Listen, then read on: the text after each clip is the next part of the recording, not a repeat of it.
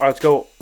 For those of you who are new, we always start at 10. We work our way up to 1, build the suspense. Absolutely. Welcome if this is your first time. Okay, number 10, let's go Derek Carr. So new system. So that is a little bit worrisome, right? It's not an offensive coach, but it's a really good culture, good ownership, good GM, very stable organization over the last decade and a half. Yeah. I like the receiving core. If Michael Thomas is even upright for 12 games, I'm happy. Chris Olave is good. Who knows? Maybe they'll be able to keep Landry. I doubt it, but they'll have Callaway, who's a decent 3. Maybe they can go draft a 2 in like the second round. Yeah. I think Kamara will be fine to play, pending some of the off-field stuff. But he should be fine to play. The offensive line's serviceable, and the defense is serviceable, and he'll easily be the best quarterback in that division. So there's 5 or 6 wins right there in division alone That you can rack up without even thinking about it. Yeah, so I think it's going to work fairly quickly for Derek Carr. I think he'll end up being in the playoffs. He sits at 10. 100% agree. Okay, number 9, let's go Matthew Stafford. I think he's going to be healthy. And sources inside the Rams have already said they're going to go heavy offense. They're going to draft about 5 or 6 offensive players. They're already clearing cap space, and they're going to go spend it on offense. They're going to get an offensive line. Which they need. They need an offensive line. They probably need a number 2 receiver. They could probably use a back, which you can go get a back in the 5th round, and they've shown the capability to do that. So I think Stafford is going to come back. He's going to be healthy. He's going to play much better. Now, is he going to play his way into the top 5 like he was Super Bowl year? Probably not. But is 9 realistic? Absolutely. And it does drop off after like 6, you'll see. Yeah. And so I don't think it's insane to say Matthew Stafford at 9 here. No, it could be even a little bit higher. He's been super successful, Yeah. and he has the talent to do it. It's just about he's not the type of guy that can do it on his own. He needs the right pieces around him. especially at this point in his career. And he needs to be propped up a little bit. Yeah, I mean, when you have Cooper Kupp, hopefully Kupp comes back healthy, they'll be just fine. Yeah. Number 8, let's go Aaron Rodgers. I think he's too talented to not work wherever he ends up, whether that's Green Bay. Who knows? He might still be in the dark. I think he's too talented to not succeed, even if he played in the dark. I mean, realistically, and I have my issues with Aaron, and I think most of it's off the field, and most of it's more leadership stuff than it is talent. That's a big part of it, though. I'm not saying it's not a big part of it, but if I'm saying I have a team, because this is top 10 quarterbacks going into 2023, so I'm looking, if I have a team for this coming year, who do I want on my roster? It'd be tough to say, you know what, Aaron, we're good. We're good. And I have my issues with him, but like I said, it drops off after 6 on this list. It gets really picky after about 6. Every other guy in the league, outside of the top 6, you're taking a phone call on. And so, at the end of the day, we consider a nitpick, but he's one of the most talented quarterbacks we have in the game. Cross your fingers on the rest of it, because it's hard to find that type of talent. Yeah, it's just, we did kind of start to run thin on talent there at the end. You'll see. Yeah, you guys will see. All right, number 7, Russell Wilson. And this is going to sound crazy, but I just think he's going to be significantly improved. Now, is this a hot take?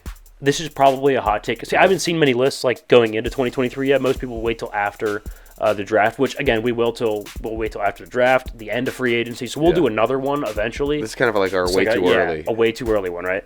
But so far, they're probably going to get Javonte Williams back for the bulk of the season.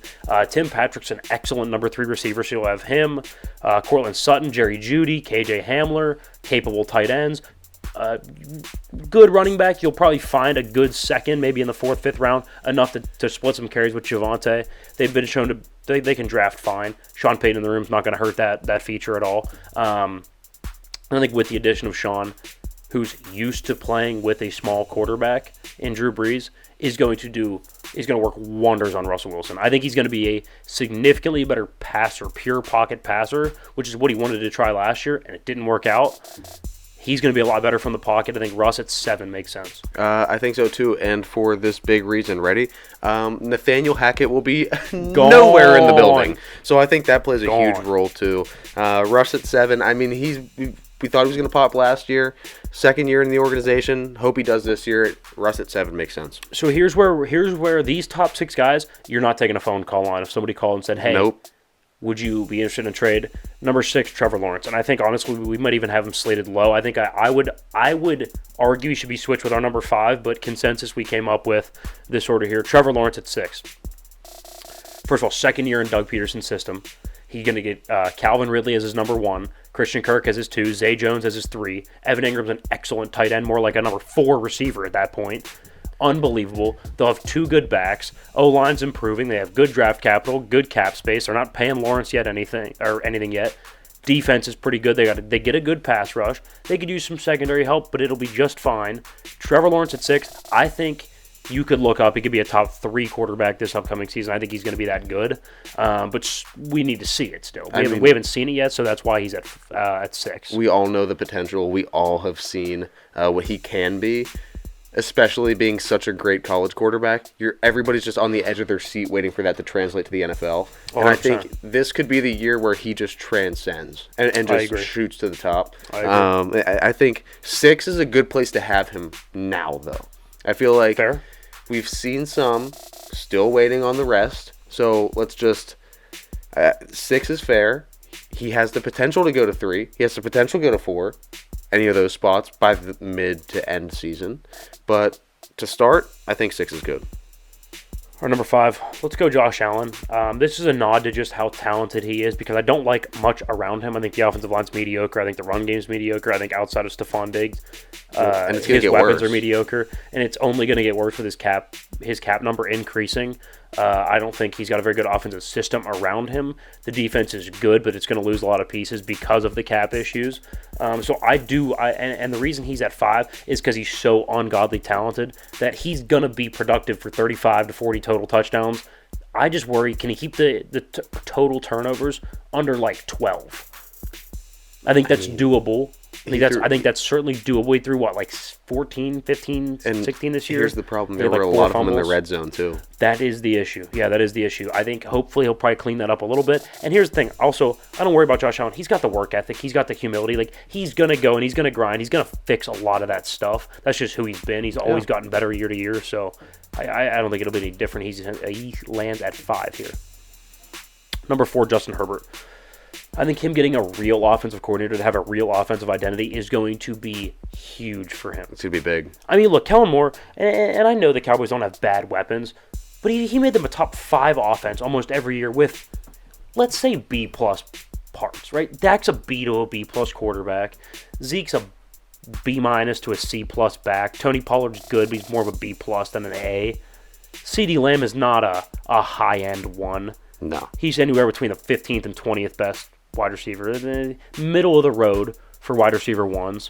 The tight end's good, but not special. Offensive line's aging.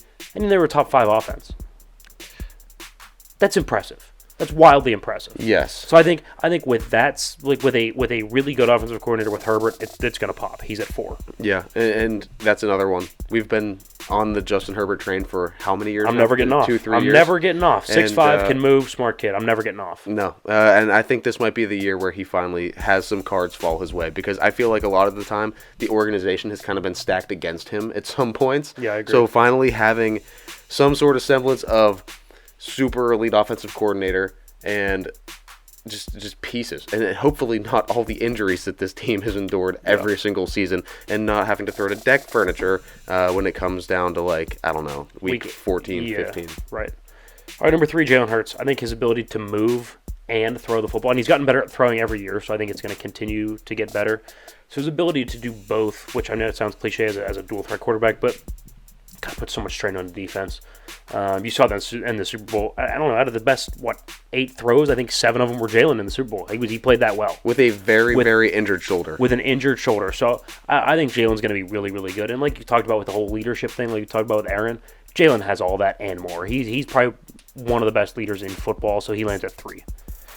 Number 2, Joe Burrow. I think he's the most accurate and precise quarterback on the planet right now, and I think he's the best on third down as well. Yeah. I think he's the best big down, big throw quarterback. Dude's got swag too. In the league. Yeah, he does. You talk about leadership, you talk about rallying troops per se.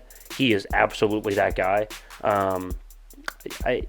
He's got the Brady quality where it's like, I don't know, third and whatever. It just feels like this isn't going to go well for us. It's a lot of very accurate, very quick, very timing based, accurate throws the whole way down the field until you finally come up and then it's banked right over the top and you're like, this is very frustrating. You're not going to see the big emotional spikes with Burrow either. He's very, very low key. He just gets the job done. And he's not really flashy about it in the moment. Now, the outfits to and from the game, that's a different story. I love it though. But I absolutely love it. But he in the face of pressure, 3rd and 15, it doesn't matter why it's 3rd and 15. It just is. And he goes out there and converts most of the time. It's insane. So the talent is undeniable there. I love how fast he's climbed up this list. Yeah. Because when we first started the podcast and he was a rookie coming in, he was not sniffing the top 10. No, absolutely not. Now seeing him in a number 2 spot, he's earned it. It's great. He deserves to be there. Joe Burrow, too. You guys guessed it, Patrick Mahomes at 1. There's not a whole lot of debate here. I mean, they rebuilt his offensive line, got an entire new receiving core. Defense is good but not special. And his cap number goes up, and then he's like, no, it's fine. We're good. Let's just go win a Super Bowl instead. Yeah. And they're in a really good spot moving forward because his cap number starts to kind of even off a little bit plateau as we go on for the next couple of years here. And they have plenty of cap space, and they have plenty of draft capital. So they're in a great spot to go acquire young, cheap talent and keep building around Mahomes. So, I mean, good for them. They're going to be just fine. He's at number 1, probably the most talented quarterback we've ever seen. So yeah. Just to run back through that list. Oh, honorable mention, Jared Goff at 11. Okay, yeah. I think Goff's 11. He was a fringe guy right there. We were debating him in Carr. I'd probably go, Goff, Cousins, Dak? Goff, Dak, Cousins? I'd probably go Dak, then Cousins. I'd say Dak, then Cousins. Yeah, I'd probably go Dak, then Cousins. I mean, I don't love Dak, but... No, but I don't particularly like Kirk either, so... Yeah, I would go Dak over Kirk. Yeah, but the top 10 here, we got Patrick Mahomes at 1, Joe Burrow at 2, Jalen Hurts at 3, Justin Herbert at 4, Josh Allen at 5, Trevor Lawrence 6, Russell Wilson at 7, Aaron Rodgers at 8, Matt Stafford at 9, and to round it off, Derek Carr in the 10 spot there. Love it. Fantastic list. Love it. Those are the top 10 NFL quarterbacks in our way too early list going into the 2023 season. When we get back